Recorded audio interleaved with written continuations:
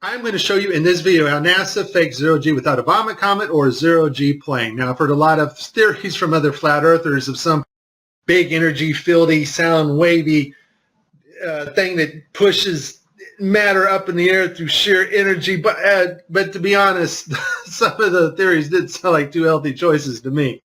No, I've been praying about it, and the Lord finally revealed to me one video, and I work with Blender and Unity, and I've been working with special effects software and Photoshop for quite a while now.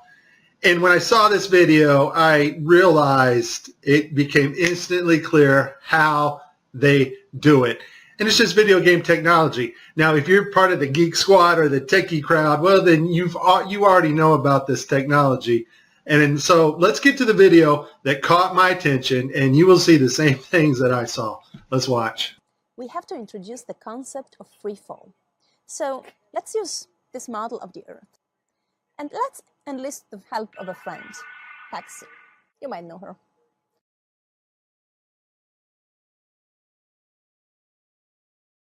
So what is significant about this video is, number one, it was live to school children. Number two, we have this stuffed animal that is transitioning in on another video channel. And the actor is able to reach up and grab this doll in real 3D space and manipulate this doll with their hands. And so the only way you're going to pull that off is with one technology.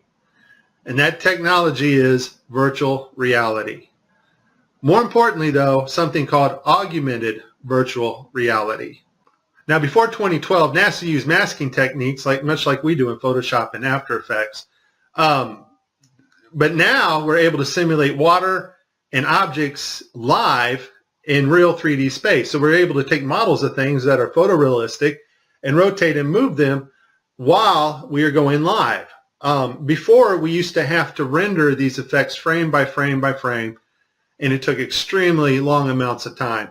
In this video here I made last year, I'm using Sony Vegas, and I was just playing around with the masking capabilities of Sony Vegas. I don't even know why I saved this video, but here I'm standing in the kitchen and I'm just lifting up this trash can to make it kind of look like it's floating. And I didn't do a lot of work on this. It was just something I wanted to see real quick. But that is a masking effect to get another effect. We now have the technology to simulate water, materials, fabrics live in real 3D space with virtual reality, but better yet, augmented virtual reality. And all augmented virtual reality is taking the objects in 3D space from a virtual reality world and putting them in our world on another screen, which we can see, manipulate, and touch with virtual reality contacts or glasses.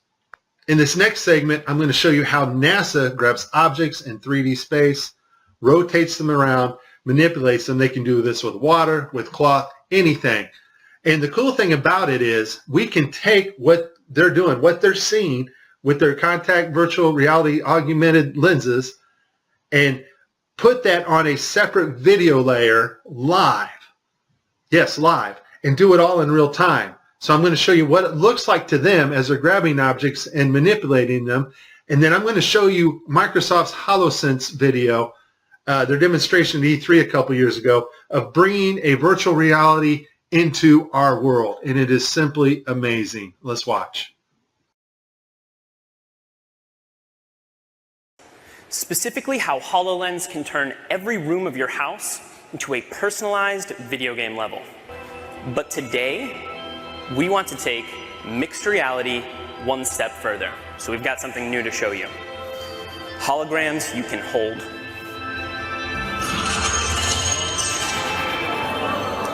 This holographic gauntlet is the weapon that Dan will be using while playing Project X-Ray.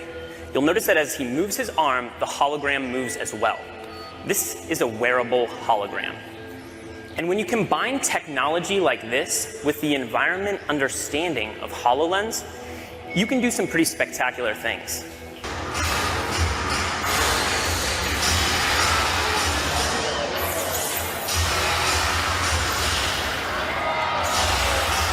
And can even use his shield to defend himself.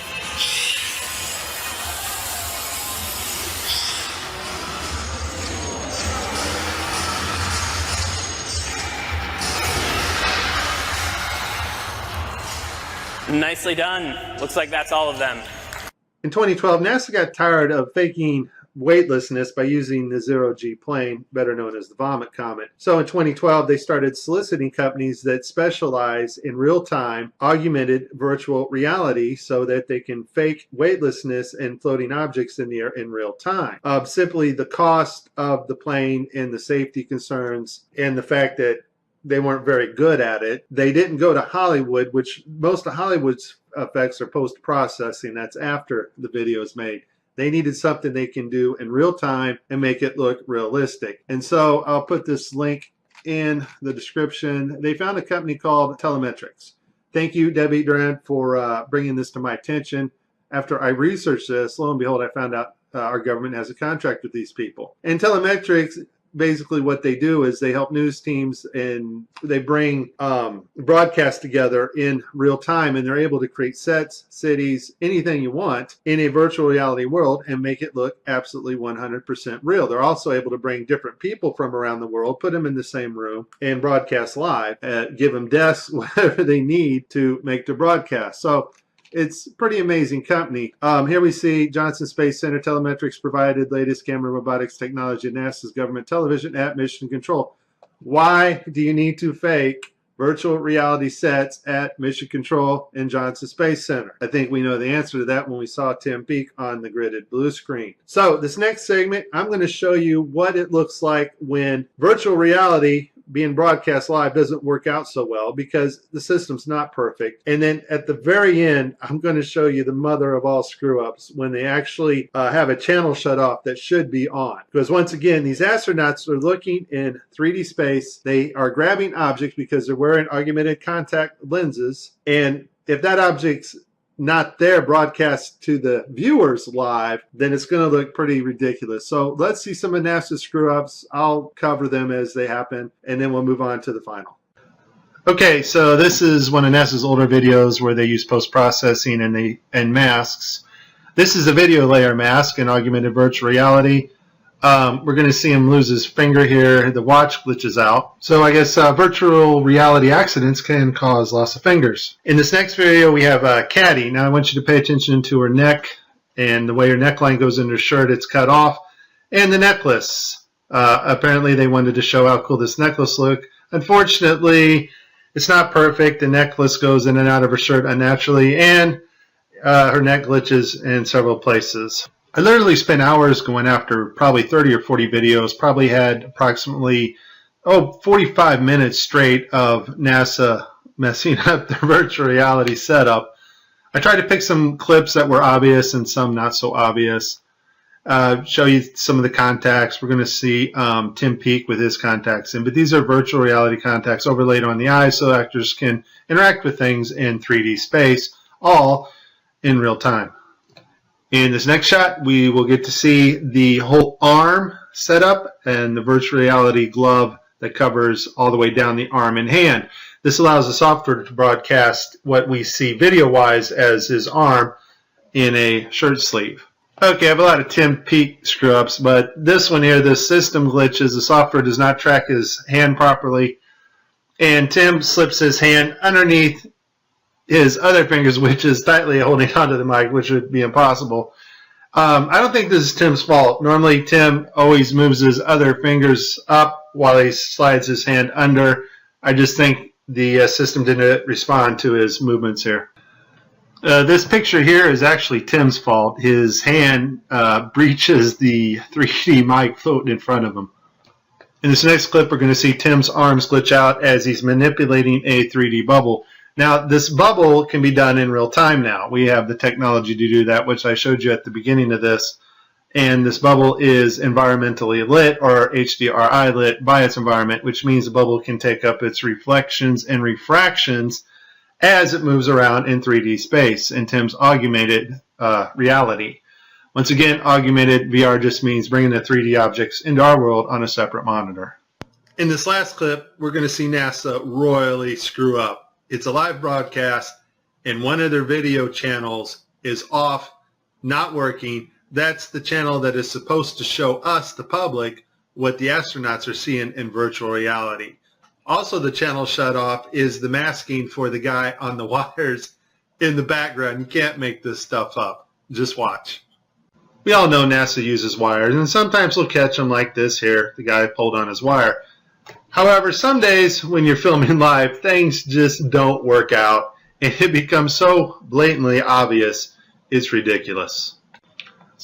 So, in this clip, they're talking, live feed, and wouldn't you know, we have a astronaut go by us in the background, obviously trying to give it a more realistic, spacey, station busy effect.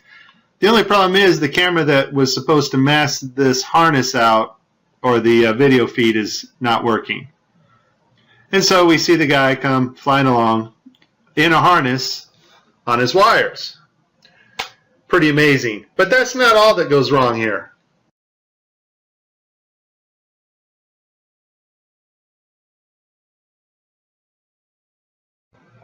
Okay, so you see to the right, this guy's flipping this hat. This hat's actually on another video channel in 3D space. It's virtual reality. They're wearing augmented contact lenses so that they can interact with these 3D objects. Now, in this scene, the guy on the left in the green shirt, he thinks he sees an object in 3D space that's being broadcast to him. So he grabs it and he puts it off to the side.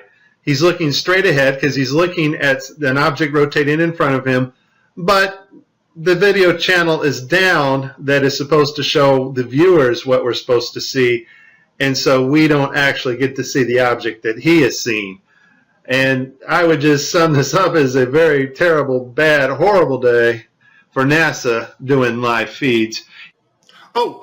Hey, Tim, you still there? Yeah. Can you explain to us what this astronaut's going through as he sees something with his eyes in 3D space, but it's not actually there being broadcast to the public? What's going through this astronaut's mind? This system is sending signals to the brain that doesn't really match your eyes, and so your brain's trying to work out the two differences. Here's the thing. As much fun as this was, there is a time coming when you and I will not be able to tell the difference, and space has not changed. Technology to fake space has gotten better. Just because Adobe gets a massive update to Photoshop or After Effects, or there's a massive update at telemetrics and the virtual reality, augmented virtual reality programming, that does not advance us magically 20 years in space. Space has not changed. It's flat. It's above us. It's dimensional, and we cannot orbit Earth. You have been warned. This is very serious stuff, and if you do not get it now, you won't get it later, because later you won't know the difference. This is Mike. God bless everybody. Please like and please subscribe.